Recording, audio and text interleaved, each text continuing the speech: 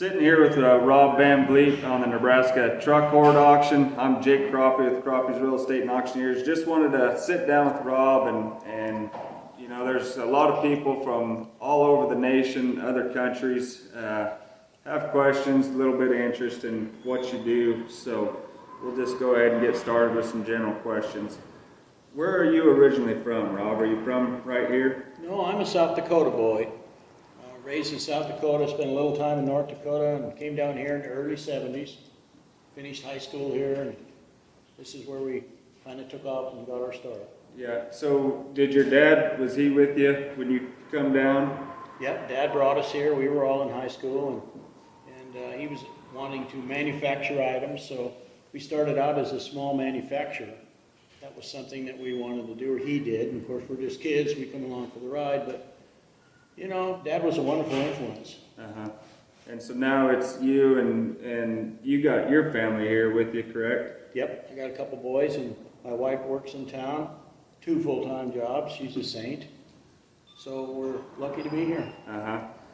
And how old are you, Rob? I'm 63. 63. Feel like I'm 163. Yeah. Yeah, a lot of guys have been asking, you know, just how old you are and when did you start collecting vehicles? Well, I started in the 90s, but I really started hard around the turn of the century. I had an auction here in '98, and I sold 600 antique cars and trucks. Wonderful sale, but we had to give that money to the bank. And then, of course, you feel bad because some of your treasures got away, and you know, you go out there on a quest to get them back. And that's what the last 24, 25 years has been, is dragging home more wonderful nuggets. Right, yeah. Do you remember your first antique car, truck purchase? Well, I kind of do. It was an old International in southern Nebraska, and I recall it was an old grain truck, and I probably gave $10 for it. And I threw a chain around the front axle to tow it, and I went around the tie rod and bent the tires out on it. Yeah. So that was my first experience, but you know, I like trucks. Yeah. So, I mean, you say you like trucks. What got you started in the trucks? Well, I don't know what got me started, but you know, when as a kid, I'd ride with my dad. He was a contractor doing work, and I'd ride in a 56 GMC, and I'd be standing on the floorboards with my hands on the dash, and oh boy, we're going to do a job. Yeah, You know, this is exciting being with Dad. You know, we're going to go Right. do something, and riding in the old 56 Jimmy, and I still have that old truck. Do you? Yeah. Is it on the sale or are you going to keep it? I'm going to keep it. Yep, I don't blame you. How many vehicles total? You know, we're selling over 950 for you, but about roughly how many vehicles do you have? I bet there's 2,000 or 2,500. You know. Yeah, because you got some of them here in the 2 or 3 locations that we're selling out of, but then there's some still scattered across the country. Yeah, I still probably have 50 to bring home. You know, that's always a lot of work, and now with fuel prices, it's not as much fun, but yep, there's always work to be done. Yeah. If you were to pick out a handful of these vehicles to restore, say you got time to restore some, which ones would you restore? Oh, I'd love to do the Seagram's whiskey truck. Oh, it's such a magnificent piece. It's rare, and it'd be so wonderful. I think you could take it on tour. Yeah. I think it'd be a fabulous thing. And have a nice little 37 Diamond T Budweiser truck. Wouldn't that be fun? Yeah. That's iconic. There's a lot of nice things. There's, you know, where do you stop? That's my problem. Everything I see it for what it could be. Oh, a wonderful old truck, a wonderful piece. Howard Hughes's bus he built for Jane Russell. I mean, it's just so neat. Yeah. You know, a lot of those things I think the Howard Hughes Jane Russell bus should be in a big RV center on display, showing people this is what campers were in 1939. You know, they'd appreciate it. Yeah, So, for sure. I think there's just so much out there, and I see people every day that come out to look at the collection or on the preview, and they're all excited about one thing or another. Everybody's got their own story. So, you know, you might not see something, but they will. Right. Yep. Exactly. Yep. we kind of covered this a little bit. It said you had a farm truck that you and your dad rode in, but is there any other vehicles out here that have family ties? Yeah, an old 67 Cadillac that Dad bought, and Mom drove us kids around, 5 kids in a 2-door Eldorado. That must have been a nightmare for her. Yeah, did he buy it new or? Yes, he did. One owner. He hit a lick and he bought that car, and we still have that car. Yeah, that's pretty cool. What are some of the memories you remember best about finding these vehicles or purchasing them? Just a memory that sticks out to you.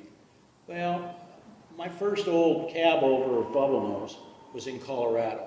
We saw it sitting on a farm alongside the highway, stopped, knocked on the door, and this old guy came to the door, 80, 90 years old, and I said, "Do you want to sell that old truck?" And he said, "Young man, I'll sell that truck, but I want big money for it." And I said, "Well, what did you want?" He said, "I want $1,000 for it." Yeah. And I said, "I'll be right back." I went out. I didn't have any money, but my wife had a checkbook. And she said, "What did you do?" I said, "You don't want to know." So I bought that old truck, and I was so happy to have. Oh wow, that was so much fun.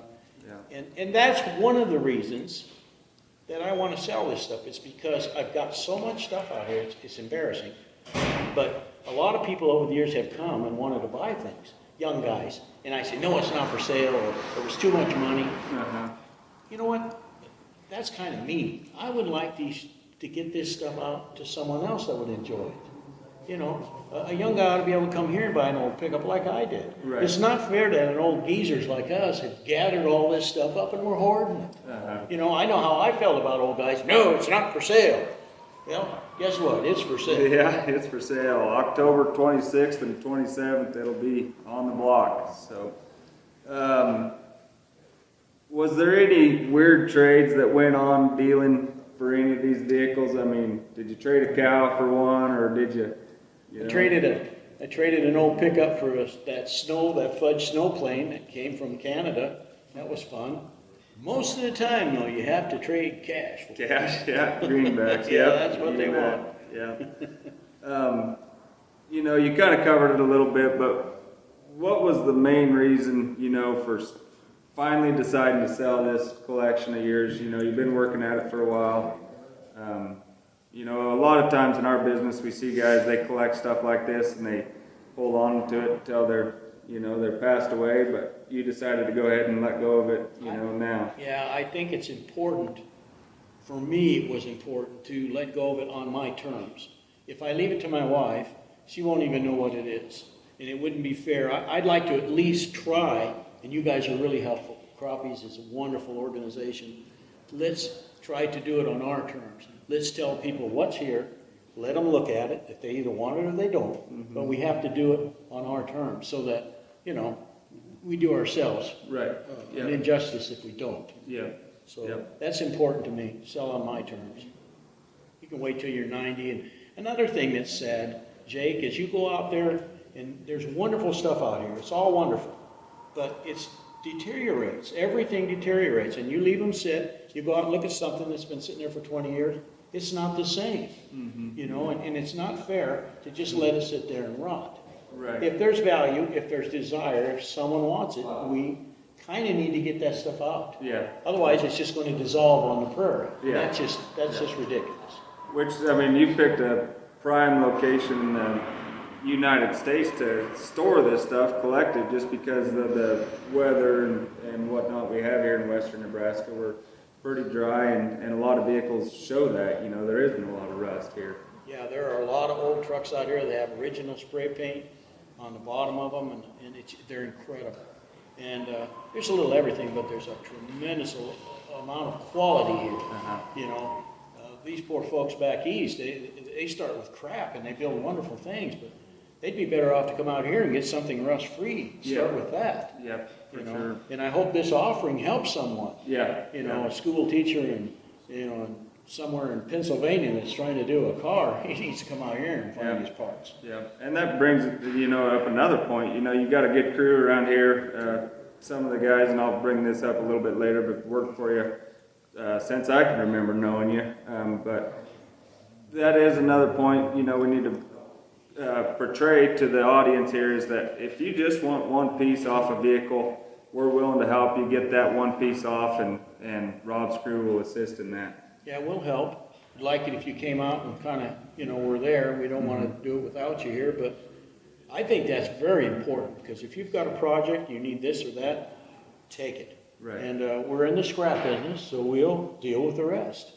I think that's only fair. I wish that would have happened for me. There were a lot of times I would have liked to have taken advantage of that. Yeah. But someone might only want a cab. We'll cut the cab off the truck or cut the frame off and send them on their way. I think it's a wonderful opportunity for people to get what they want on their terms. They may have up to a year to pick it up, and there's no reason that should impede buying something on this sale. We're going to be very flexible, and I think it's good. That's the way I would have liked to have it when I bought over the years. Yeah. We bought a lot of things on sales in different places. We had a day or a week or two to get it out, and man, frankly, I'm not going to Florida to buy anything on those terms. Yeah. So I'm hoping the kid in Hazard, Kentucky can buy a four-wheel drive Chevy pickup from me and not worry about it. Right. Yep, for sure. You might have covered one vehicle with the farm truck and maybe the old family car, but what's one vehicle that you have in your collection now that you will never sell? Well, probably the old GMC truck. And, there's a lot of them out there, but that's part of this process. I've come to the place where I can say, I know I'm not going to fix that. It's time to let it go.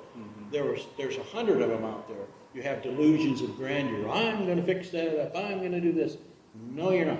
Yeah. I have my original pickup, an old 69 Chevy, and it's crunched up a little. I'm going to fix that up. I have my first old 57 Buick. It's a Hammer Freddy, but you know what? I'll fix it up, maybe. Yeah. But I have no delusions about fixing all this other stuff up. Yeah. So, what's the furthest distance you've traveled to purchase one of these? I know the whiskey bus come out of Canada, the snow plane come out of Canada. Yeah, California probably for me. We didn't go east much because there wasn't anything good back there. It wasn't rusted out, so we go west a lot. Arizona a little bit, a lot in Colorado, New Mexico, a little bit in Texas. Some nice trucks come out of Texas. Right. You always tried to buy good stuff that was at least in good condition. So pretty much these, I'd say, west of the Missouri River, pretty much. That's where we did most of our buying. A little bit in Canada for bizarre reasons. The whiskey truck, a friend called, says, hey, look what I found. Oh man, we had to have that. Yeah. So did you fly up there, drive up there? No, I visited him.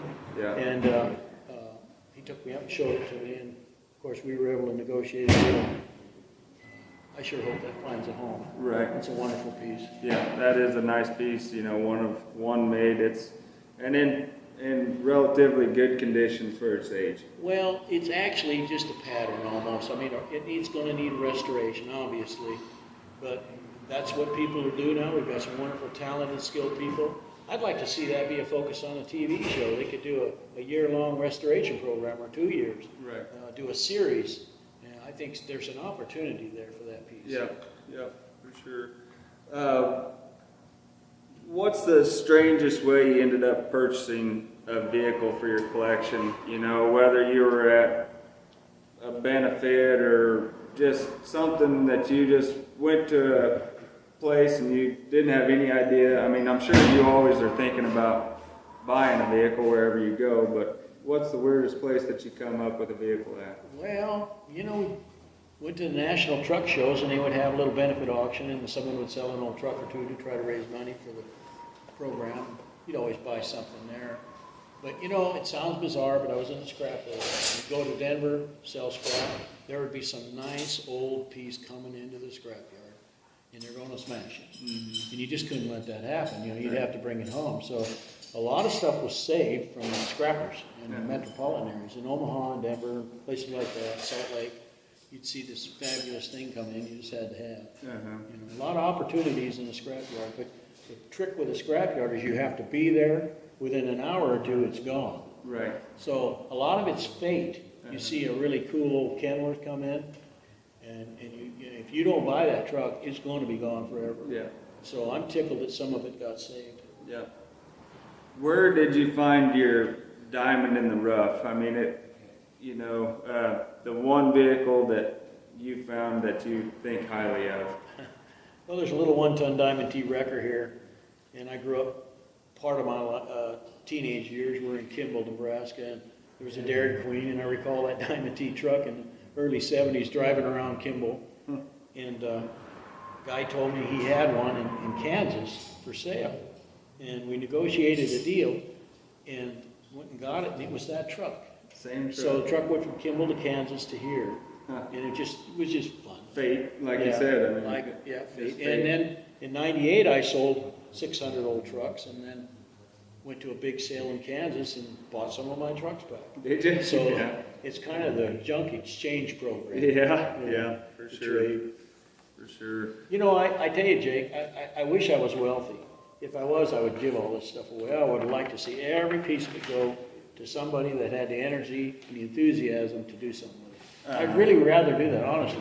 Yeah. But everybody has to eat. Yep. So and another thing I would like to see, I'd like to see just for fun, how it turns out. You know, if I wait till I'm 90 and I die, I don't know how it turned out. Right now, I'd kind of like to see what some of that stuff is worth. Just curiosity, you know? Yeah. Old pickup I may have given $300 for, is it still worth $300 or is it worth $1,300? What's it worth? Right. You know, it's kind of interesting. Yeah. It's a game, you know? Yeah. Everybody wants to know. Oh, yeah. We all have a morbid curiosity. What's he got? What's it worth? Yeah, Well, I do there's, too. there's a lot of curiosity with this sale. And, you know, we invite anybody that can make it out. You know, it is something to see out here. There's, you know, like Rob said, 2,000, 2,500 vehicles. You know, some of them are newer, but there is a lot of antique vehicles, trucks, you know, semis, vehicles out here on the lot, and it's just something you don't see every day.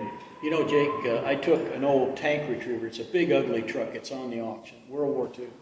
It's ugly, but it runs good. And I took it to the National Truck Show, Colorado Springs, a number of years back. And I thought, nobody's going to look at this. And there were old guys walking up to that, and they would have tears in their eyes. And I said, what's wrong? He said, oh, I used to drive one of these. Oh, yeah, and they tell story after story. Right. That's where the human thing starts to come into it. And that old truck, that big ugly thing, was almost the hit of the show, in my opinion, because there was so much genuine interest in memories. And of course, we're losing our World War II guys, so I just find that part of it is really kind of neat. Yeah, yeah. How long have you been at this location here, north of Sidney, Nebraska? About 6 or 7 miles to Huntsman, and then a few miles back to the west. How long have you guys been here? I came out in '97, bought this old facility. There were no neighbors, and it's a junky old place, but it's what I wanted, so that I could have junk. And a lot of people can relate with me on this. It's hard to have stuff without having zoning problems, neighbor problems, and this was a wonderful place, not just to store vehicles for the climate, but just to have a place that was out of the way. And a lot of locals here don't even know that I have this stuff. Yeah. They said, I didn't think anybody had 2,000 or 3,000 old trucks. Yeah. So it's kind of interesting. Yeah. I've talked to quite a few people that have been out in the country, and they had no idea about this, and they were excited to come look at it for sure. Which brings me to our next point. You know, this area. Describe the area a little bit here, and what this, you know, property was used for, you know, back in during the wars, the igloos, these buildings. I find it interesting. This was a World War II, it's called the Sioux Ordnance Depot. And they built it in 18 months during the war, early in the war. And we had ammunition storage here, ammunition refurbishing here. This facility where I'm at was a motor pool and a cafeteria. So kind of neat. A lot of neat old military vehicles went through here. Right. But when I bought this building, there was no windows in it, no lights, no doors. There was 6 inches of pigeon crap on the floor. You know, and it's still an old hokey place, but it was a cheap place that I could buy. And that's important for any young person to be able to get a little toehold and find a place that he can afford get a start. Right. And I think all I did was start a big mess. Yeah, yeah. And, you know, and that's another thing, Jake. You know, one of my motivations is I look around and the place is full. And it's embarrassing almost, because what have I done? I filled this whole property. If I buy something else, I don't hardly have room to put it. Right. So, you know what? There's another sign. Maybe you ought to sell something. Yeah. Well, just looking at the Google photos and the Google Maps, I guess, you know, when we were making our maps for this sale, you could tell that from the time those pictures were taken and now, there's been quite a few cars pulled in there and whatnot. And I tell you, I love them. I talk to these people. They come from all over, hundreds of people, and they all have a story, but they're all excited. And I remember what it was like to go to a sale or an offering, and there would be stuff. And I like to see that. Right. That's great to see that again. Because you kind of get down, you're surrounded by your same old junk, and it's just junk. But we have groups that come through here and look at, and afternoon on a Sunday drive, they'll drive through it.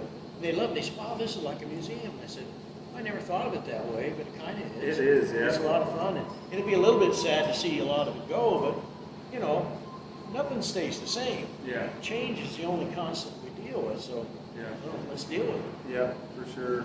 And the igloos, they were, you know, we keep talking about the igloos, and when we talk to people on the phone and whatnot, and they were used for storage during the war, correct? Yep, munition storage. There's 801 of them, I believe.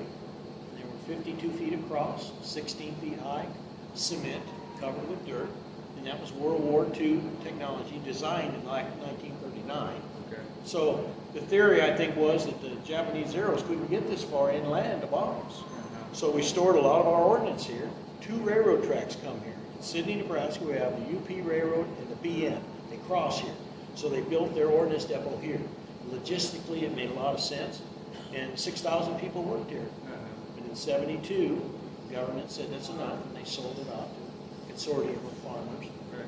And it was difficult for me to buy this first place, but I got it. And then another place came up, which was the igloos. And the only reason I was able to buy that is because, again, a guy was raising baby chickens in there, and it was a big mess.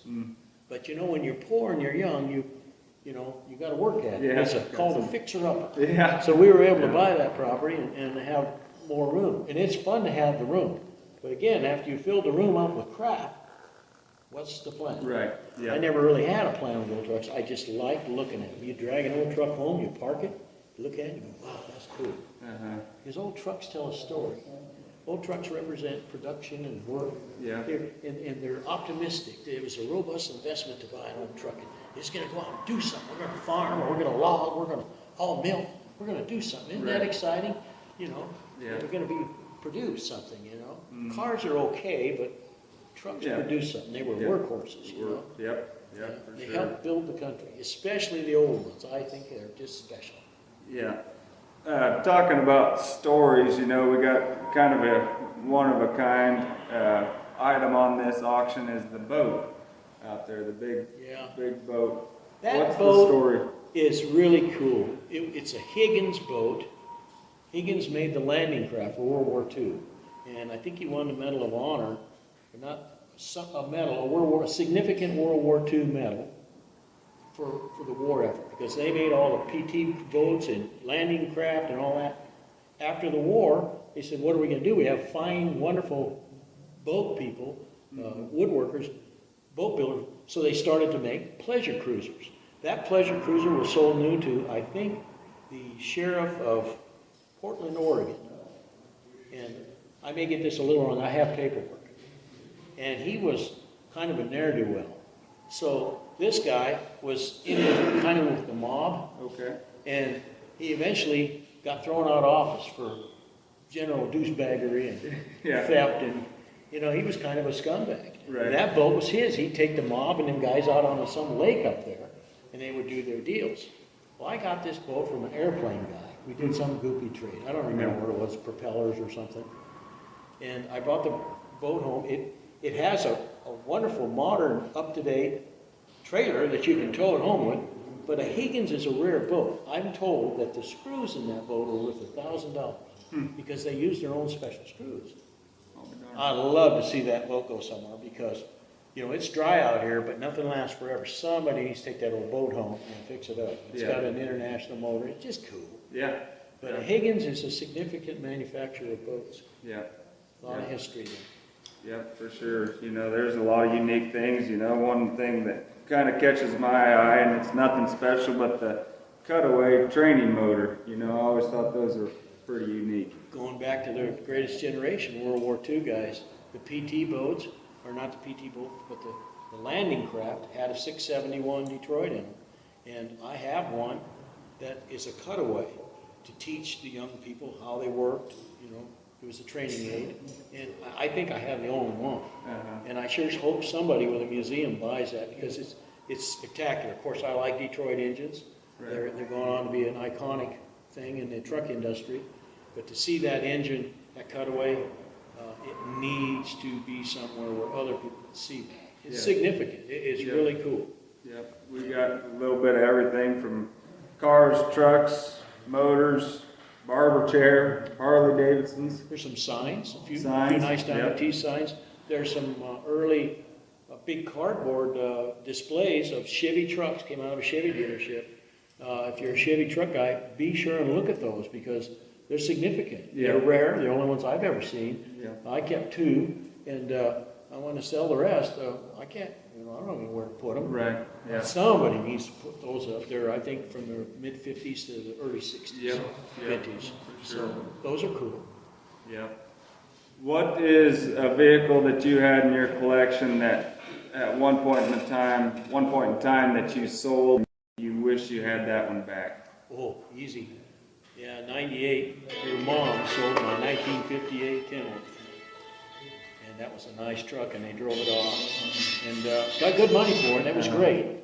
But you just miss it, you know. And you try to get another one, and you don't get the same one back. Right, yeah. And that's a typical story for anyone. But you got to remember, we're all young, we're raising families, we're trying to do our businesses. Anybody is. You're scrambling, trying to make, and stuff comes and goes.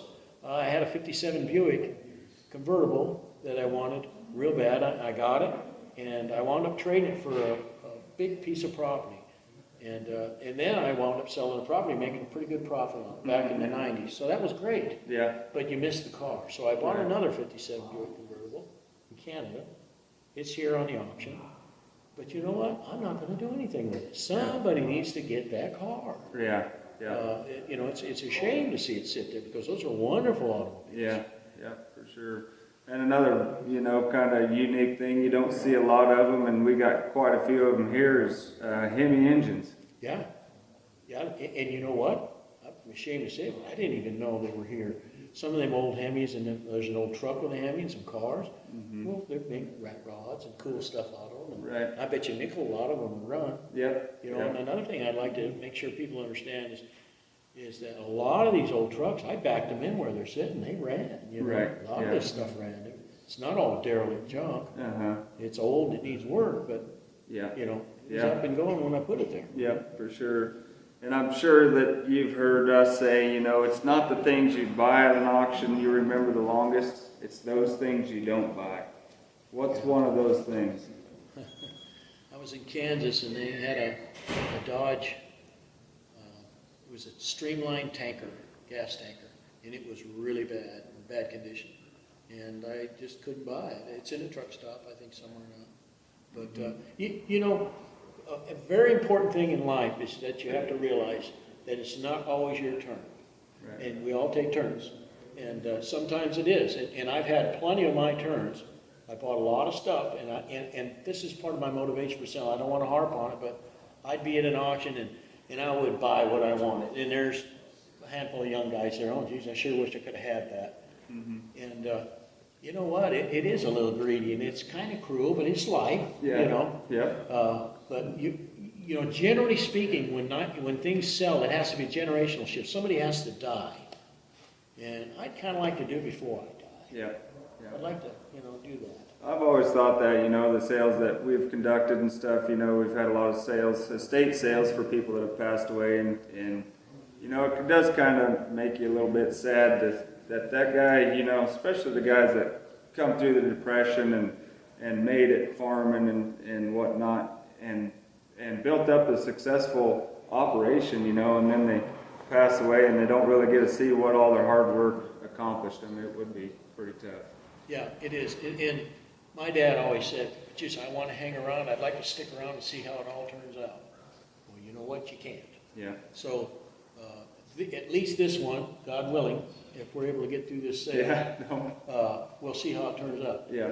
And regardless, it's going to be good for me because I'm going to get to see them little guys with them little trailers hauling that old car pickup off, and they're excited. Yep. And that's what it's all about. It's all about the buzz and the energy and the excitement. Right. And we've had a lot of it here. We've had hundreds and hundreds of people, and they all have a smile on their face. They leave here, they're happy.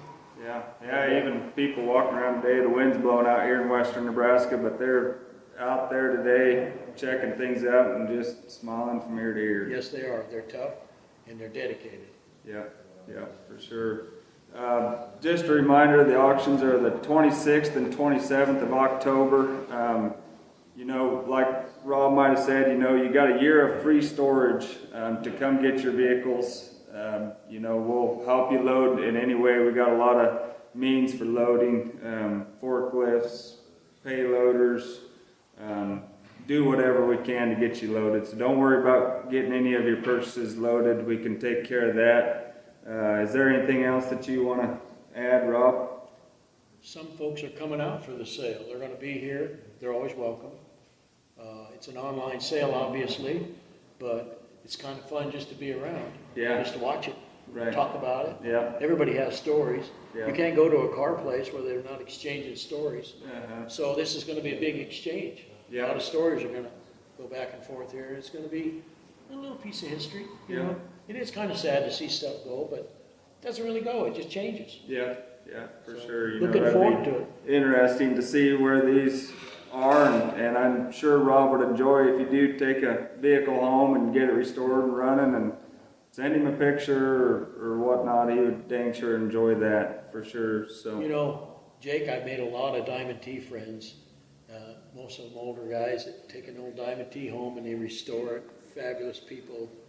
And every one of them always wants to share it. yeah, And you always enjoy that. Right. I've made a lot of friends on this auction. I enjoy meeting people. I like to see what they did, what they do, what they want to do.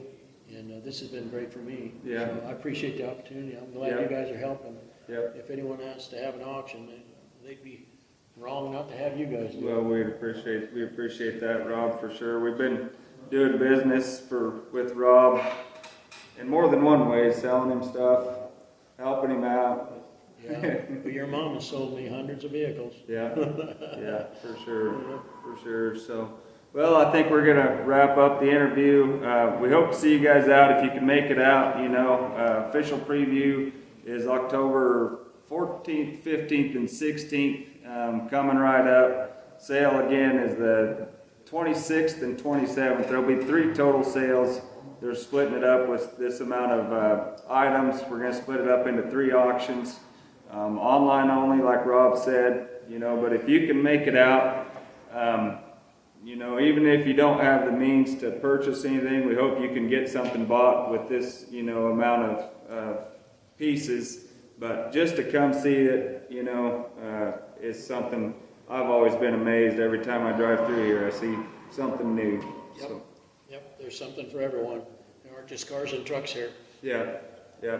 Well, Rob, we appreciate your business, and thank you, folks. And if you have any other questions, see the website that says it all, www.farmauction.net. Call the office, 308-262-1150, and hopefully see you out here on the pickup to pick up your items.